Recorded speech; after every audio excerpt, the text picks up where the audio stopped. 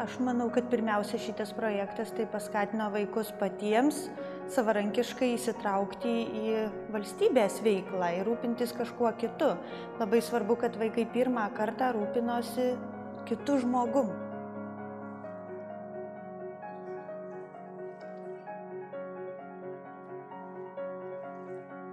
Dabar labai aktuali yra, man atrodo, savanorystės idėja. Ir va tai, kad jie galėjo praktiškai pabandyti būti savanoriais, tai buvo turbūt pats didžiausias dalykas.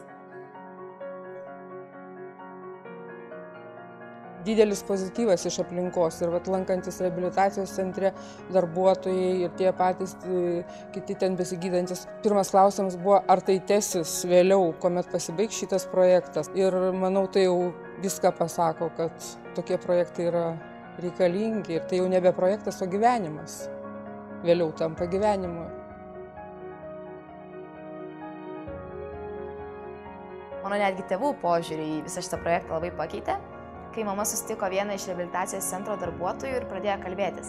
Mama taip iš pradžių, tai vakare čia daug laiko sugaišta, čia dar kas nei ten kokios naudos.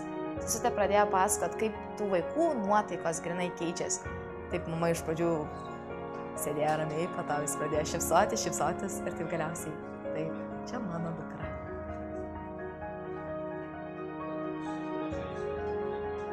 Šitas projektas tai pilietiškumą parodė iš praktinės pusės. Ir tą visi pripažino ir daugelis vaikų atsiliepimuose per paskutinį posėdį suėjus sakė, mums įdomiausia, kad mes praktiškai galėjom būti pilietiški. Tai va tas yra svarbiausia ir man atrodo pakeitė tą pilietiškumą, kad pilietiškumas yra ne teorinė dalis pamokoj, o praktinis aktyvus gyvenimas. Visus gerus darbus reikia pradėti nuo vieno žmogaus, o vėliau tai plinta, pasidaro visuomeniniu gal reikalu. Net nežinau, kaip tai pavadinti. Tad manau, jog visų pirma reikia viską pačiam pradėti daryti, o tada jau kiti apie tai sužinos ir prisijungs prie tavęs.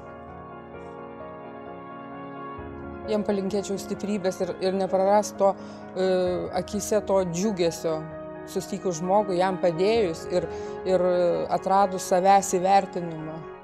Ir savęs, kad jis laisvai tai daro, jis kūrė ir jaučia pasitenkinimą, kad kažką gero padaro visuomeniai, bendruomeniai.